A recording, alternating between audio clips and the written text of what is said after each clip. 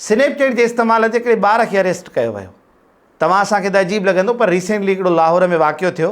हिकिड़ो ॿार स्कूल में हिकिड़ी नकली गन खणी आयो, उन उते स्ट्रीक रिकॉर्ड कई। शाकीन उन पंहिंजो उहा गन नकली रिकॉर्ड करे हीअं क्लास रिकॉर्ड कयो ऐं उहा स्ट्रीक उन कुझु पंहिंजनि दोस्तनि ॾे मोकिली। हाणे तव्हां असांखे ख़बर आहे त स्ट्रीक या मोकिलण या 1 to 1 यानी प्राइवेट सम्झी वेंदी आहे असांजी ज़बान में।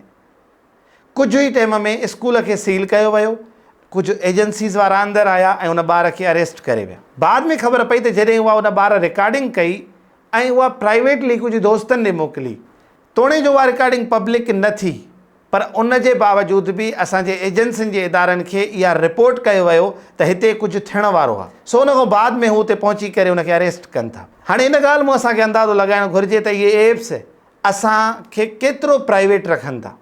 असांजी काई प्राइवेसी न आहे। अगरि असां अहिड़े क़िस्म जा एप्स इस्तेमालु कयूं था, उन्हनि ते एक्टिविटीज़ कयूं था, असां किथे बि महफ़ूज़ न आहियूं, असांजी डेटा महफ़ूज़ न आहे।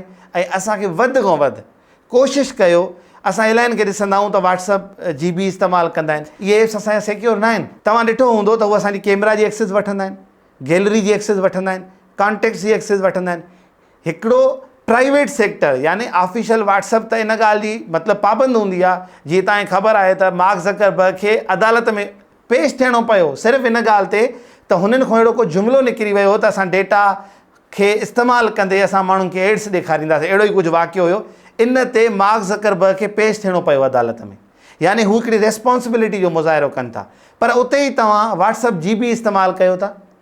इहो त मार्क ज़करबर्ग जो न आहे। इहो हिकिड़ो आम कंहिंजो जनरेटेड सॉफ्टवेयर आहे जेको असांजी मोबाइल में खोड़ सारी डेटा खणी करे उनखे कहिड़े न कहिड़े तरीक़े सां इस्तेमालु करे सघे थो।